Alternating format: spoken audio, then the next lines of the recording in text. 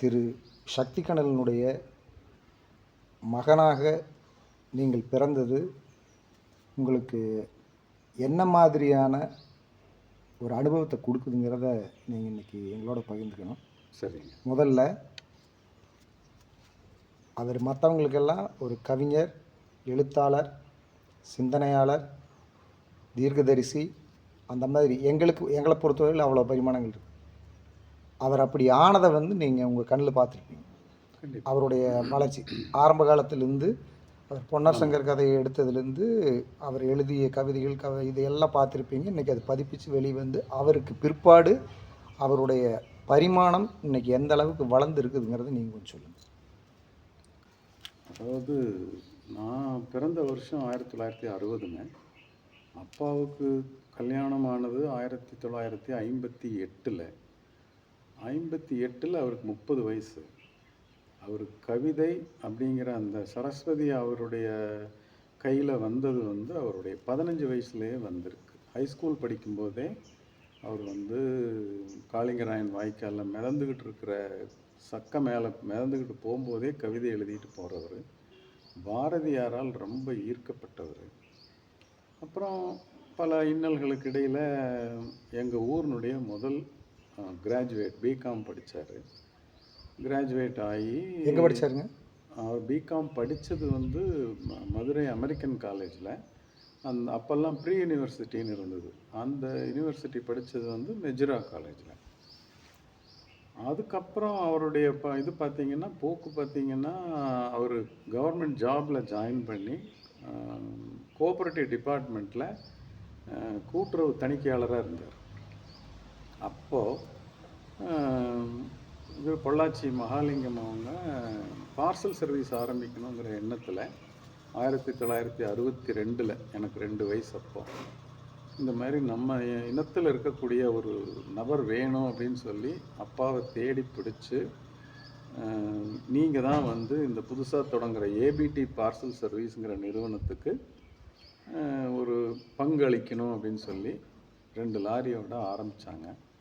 அவரோட இலக்கிய பணிங்கிறது நான் சொன்ன மாதிரி முதல்ல இருந்தே இருந்துக்கிட்டு இருந்தது.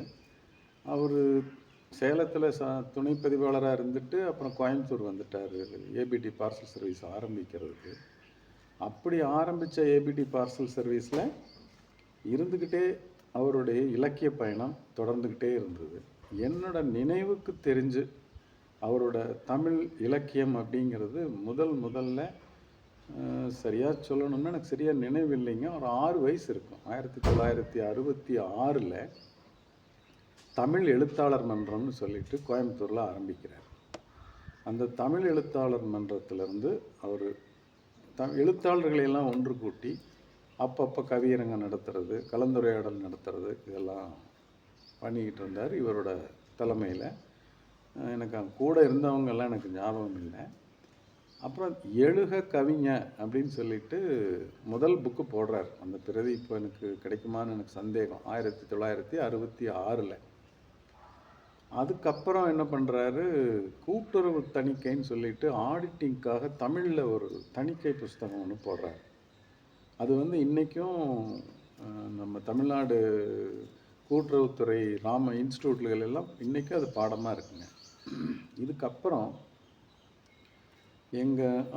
அவருடைய கவிதைகள் அப்போல்லாம் பெரும்பாலும் மரபு கவிதைகளாக தான் இருக்கும். அந்த மரபு கவிதைகளில் அவர் ரெகுலராக பங்கேற்றுக்கொள்ளக்கூடிய நிகழ்ச்சிகள்னு பார்த்திங்கன்னா காந்தி நூற்றாண்டு விழாவை மகாலிங்கம் சிறப்பாக கொண்டாடுவார். அது சென்னையில் ராஜேஸ்வரி ஹாலில் வருஷம் நடக்கும். அதுக்கு இவர் ஒரு இதாக இருப்பார், முக்கிய பங்காக இருப்பார். இவர் சிற்பி பாலசுப்ரமணியம், சிதம்பரநாதன் எல்லாம் வருவாங்க. அந்த காலகட்டங்களில் ஒரு மரபு கவிதையில் ரொம்ப ஃபேமஸுங்க. அப்புறம் ரோடு ரோலரின் பவனின்னு ஒரு புக்கு இல்லைங்க, அது ஒரு கவிதை. ஒரு அதிகாரியின் வீட்டு கோழி முட்டை ஒரு குடியானவன் வீட்டு அம்மியை உடைத்து விட்டது அப்படின்னு ஆரம்பிக்கும். அது ரொம்பவே எல்லாராலும் பாராட்டப்பட்டது. அதுக்கப்புறம் என்ன ஆகுதுன்னா பல பயணங்கள், அவர் 2-3 புஸ்தகங்கள்லாம் போடுறாரு. எங்கள் சொந்த ஊரான கல்வெட்டுப்பாளையத்தில் பெரியன கவுண்டர்னு ஒருத்தர், அப்போ பெரியவர், எங்கள் தாத்தாவுடைய தலைமுறைன்னு வச்சுக்கோங்களேன். அவருக்கு வந்து மணப்பாறை பக்கத்துல இருந்து ஒரு ஐயங்கார் வீட்டிலிருந்து அண்ணன்மார் சுவாமி கதையினுடைய சிதைந்த ஓலைச்சுவடிகள் கிடைக்குது. அந்த ஓலைச்சுவடிகளை வந்து அப்பாவும் எல்லாம் உட்காந்து பார்க்கும்போது, அப்பா வந்து அவருக்கு மகன்கிறதுனால 2வது 66களில் கோயம்புத்தூரில் போய் செட்டில் ஆகியிருக்கிறாங்க அப்படிங்கிறதுனாலையும், இதை புத்தக வடிவில் கொண்டு வரணும்னு சொல்லி அவங்கெல்லாம் முடிவு பண்ணி, அந்த ஓலைச்சுவடியிலிருந்து முதல் கையெழுத்து பிரதி பெரியநகவுண்டர் எழுதுகிறார். 2 கொயர் நோட் இருக்குங்க அது. 2 நோட்டில் எழுதி அப்பாட்ட கொண்டு வந்து 1 வருஷம் எழுதுகிறார். சிதைஞ்சது சிதையாதது படித்து பார்த்து பார்த்து எழுதுகிறார். அது அப்பா கிட்ட வந்து அந்த நோட்டில் இருந்து 1967 எனக்கு சரியாக நினைவு இருந்தா இவர் வந்து அதை நம்ம புஸ்தகமாக கொண்டு வரணும்னு சொல்லி அண்ணன்மார் சுவாமி கதை அப்படின்னு சொல்லி அது அந்த வரலாறுகள் நடந்த வீரப்பூர், அந்த இன்னொரு இடம் வந்து பொன்னிவளநாடு எல்லாம் நானும் என்னையும் கூட்டிகிட்டு போவார் ஃபோட்டோ எடுத்துகிட்டு வந்து. அப்போல்லாம் இந்த ஆஃப்செட் எல்லாம் கிடையாது. ஒவ்வொரு ஃபோட்டோவுக்கும் பிளாக் பண்ணணும். பிளாக்னா அந்த ஈயத்தில் வந்து அந்த படத்தினுடைய அச்சு எடுத்து அந்த அச்சை வச்சு தான் வந்து அச்சு கோர்த்து புக்கு போடுவாங்க. ஸோ இந்த செலவுகள்லாம் வந்து வீட்டில் அவர் ஏபிடியில் வேலை செஞ்சுக்கிட்டே பண்ணும்போது எங்கள் வீட்டில் நானும் எங்கள் அம்மாவும் அதுக்கு கடும் எதிர்ப்புனா எப்படின்னா, காகிதத்தில் வீணாகுதே அப்படிங்கிற அந்த ஒரு எண்ணம், அதையும் சமாளிச்சுக்கிட்டு எங்களையும் சமாளிச்சுக்கிட்டு கிட்டத்தட்ட ஒரு 2 வருஷம் அந்த அண்ணன்மார் சுவாமி கதை அந்த பெரியநகவுண்டர் எழுதி கொடுத்த அந்த நோட்டில் இருந்து அப்போல்லாம் அச்சு கோர்த்து தினம் ப்ரூஃப் ரீடிங் பண்ணோம். அந்த அச்சு கோர்த்தனுடைய ப்ரூஃப் ரீடிங்கை 2 வருஷம் பண்ணார். மயூரா ப்ரெஸ்ன்னு சொல்லிட்டு கோயம்புத்தூரில் இருக்குது. டாக்டர் பெருமாள்னு அவர் ஒரு ஆயுர்வேத இல்லைங்க ஹோமியோபதி டாக்டரு. அவர் ஒரு ப்ரெஸ் வச்சுருந்தார். இவருடைய நெருங்கிய நண்பர் 2 பேருக்கும் அலுவலகத்திலிருந்து 5:30 மணிக்கு கிளம்பி நேராக அங்கே வந்துடுவார், ப்ரெஸ்ஸுக்கு வந்துடுவார். வீட்டுக்கு வர்றதுக்கு 9 மணி ஆகும். அதுக்கு வந்து பொள்ளாச்சி மகாலிங்கம் ஐயா வந்து பூரா பிரதியும் நானே வாங்கிக்கிறேன்னு சொல்லி பொருளுதவியும் பண்ணார். அதெல்லாம் தாண்டி 1971 கிட்டத்தட்ட ஒரு 40 வருஷத்துக்கு அப்புறம் முதல்ல அண்ணன்மார் சுவாமி கதையை அச்சில் ஏற்றிய பெருமை அவருக்கு சேர்ந்தது. ஒரு தீராத வெறி அவருக்குள்ள அதில் இருந்திருக்குங்கிறது நல்லா தெரியுது. வெறி விட வைராக்கியம் ஜாஸ்திங்க. என்ன இது வந்தாலும் அவருடைய அந்த வைராக்கியத்திலிருந்து அவர் பின் வாங்கினதே கிடையாது. ராஜலிங்க பண்டிதர் வந்து என்ன அந்த இதில் எழுதியிருந்தாரோ அதை அப்படியே பிரதி எடுத்திருக்காங்க. இல்லைங்க, அதில் வந்து நிறையா ஏடுகள் செல்லரிச்சு போச்சு. செல்லரிச்சு போனதில் நிறையா ஏடுகள் திருப்பி ரிப்பீட் ஆகுது. அது எப்படி வந்ததுன்னெல்லாம் தெரியல. அது ஒரிஜினலாக வாரணவாசி கவிராயர்னு ஒருத்தர் எழுதுனதுன்னு சொல்லி ஒரு வரலாறு சொல்லுது. அதெல்லாம் 200 வருஷத்துக்கு முன்னாடி. பட் இவர் என்ன பண்ணுறாருன்னா, அந்த பெரியநகவுண்டர் எழுதுனது வந்து ஒரு கேப் இருக்கும், ஒரு நடுவில் வந்து சில வரிகள் இல்லாமல் இருக்கும், சிலது திரும்பி வரும். அதெல்லாம் வந்து ஒரு கோர்வையாக கோர்த்து ஒரு கண்டினியூஸ், அது வந்து பார்த்தீங்கன்னா உரைநடை கிடையாதுங்க, அது வந்து வில்லுப்பாட்டுன்னு சொல்லிட்டு அம்மானை வடிவத்தில் இருக்கக்கூடிய ஒரு வில்லுப்பாட்டு. இது வந்து ராஜலிங்க பண்டிதருங்கிறவருடைய இதில் போய் வாங்கிட்டு வந்து. ஆமாங்க. இவருடைய முழு படைப்புன்னு சொல்ல முடியாது, நம்ம அந்த எடிட்டிங்னு சொல்லுவோம் இல்லைங்க, தொகுத்து பண்ணுறது அப்படின்னு சொல்லிட்டு பதிப்பாசிரியராக தான் இருந்தார். ஆனால் கடும் முயற்சியில் அதை கொண்டு வந்தார். இதை பற்றி அந்த பிரண்டா பெக்னு ஒரு அம்மா இதை பற்றி எழுதியிருக்காங்க. அதாவது கனடாவிலிருந்து அப்போ அந்த அம்மா வந்துங்க ஓலப்பாளையத்தில் வந்து தங்கி இந்த அண்ணன்மார் சுவாமி கதை பொன்னர் சங்கரை பற்றி ஒரு பெரிய ஆராய்ச்சி 2 வருஷம் இங்கே இருந்தது. எங்கள் வீட்டுக்கெல்லாம் வந்திருக்கு. அப்பாவுக்கு ரெகுலராக அப்பாவை பார்த்து சந்தேகங்கள் எல்லாம் கேட்கும், தமிழ் நல்லா பேசும். அது வந்து ஒரு பெரிய ஆராய்ச்சி கட்டுரையை கொண்டு போய் கனடாவில் ஒரு யூனிவர்சிட்டியில் சப்மிட் பண்ணி அதில் டாக்டரேட்டும் வாங்கிடுச்சு. அது வந்து ஒரு பெரிய அங்கீகாரம்னு சொல்லலாம் இவருடைய இதுக்கு. Kongu chieftains of south India. ஆமாங்க, கொங்கு சீஃப்டைன்ஸ் ஆஃப் சவுத் இந்தியான்னு சொல்லிட்டு வெள்ளகோயிலா இல்லை ஓலப்பழத்தில் வச்சு தான் ஓலப்பாளையத்தில் வச்சு தான் அதை பண்ணுறாங்க. 3 பெண்கள் வந்து அவருக்கு வந்து இதை மொழிபெயர்த்து கொடுத்துருக்காங்க. ஆமாங்க. அதில் வந்து ஒரு சின்ன அலகேஷன் இந்த அம்மா சொல்லி அதை வந்து பிற்பாடு அது அப்படி இல்லைன்னு ப்ரூவ் பண்ணாங்க. ஆமாம்.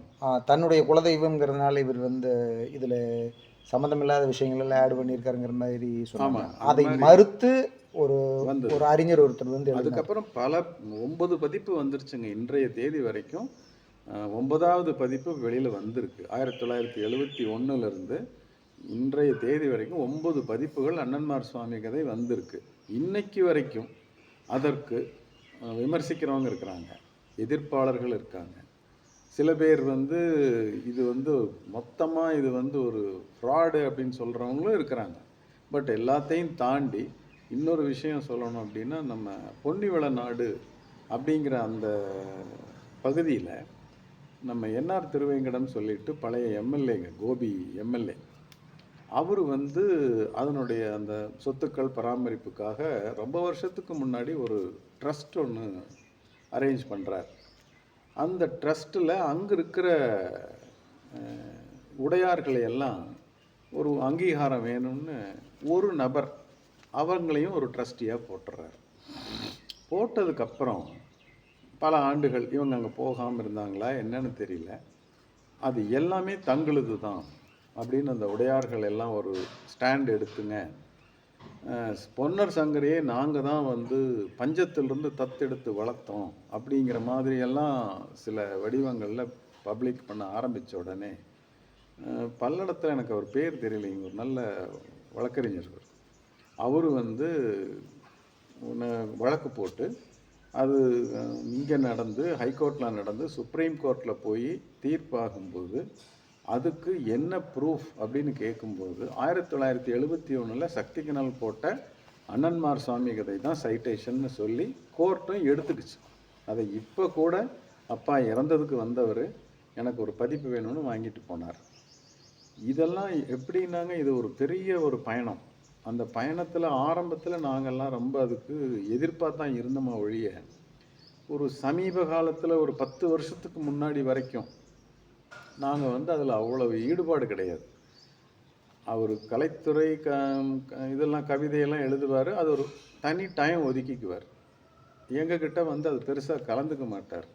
இப்போ ஒரு 10 வருஷத்துக்கு முன்னாடி இங்கே ஊருக்கு வந்து எல்லாம் செட்டில் ஆனதுக்கப்புறம் அவர் பழைய புஸ்தகங்களையெல்லாம் போடலாமான்னு கேட்டப்போ நாங்கள் போடலான்னு முடிஞ்ச வரைக்கும் எல்லாம் மறுபதிப்பு கொண்டு வந்தோம். கொஞ்சம் கொஞ்சம் பிரதிகள் அதில் சிலதெல்லாம் நிறைய அவருடைய என்ன சொல்கிறதுனா உன்னதமான படைப்புகள்லாம் இருக்குது.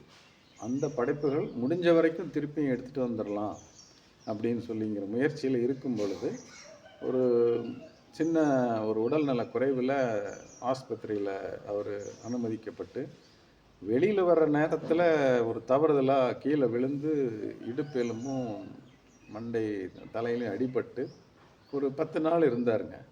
அதுக்கப்புறம் அவர் நம்மளை விட்டு போயிட்டார். இதுதான் அதனுடைய மொத்த சாராம்சம். இதில் முக்கியமாக சொல்ல வேண்டியது என்னென்னா, பொன்னர் சங்கர்னு கலைஞர் வந்து ஒரு இது எழுதினார், தொடர் எழுதினார். அதுக்கு வேணுங்கிற அனைத்து விவரங்களையும் 3 நாள் அப்பா கிட்ட தான் கேட்டு வாங்கி எழுதினார். பட் அது சினிமாவாக வரும் பொழுது அப்பாவுக்கு அதில் அவ்வளவு ஈடுபாடு இல்லாமல் அவர் ஒரு தினமலர்லேயே வந்து தன்னுடைய எதிர்ப்பையும் பதிவு பண்ணியிருந்தார். அதுவும் இருக்குது.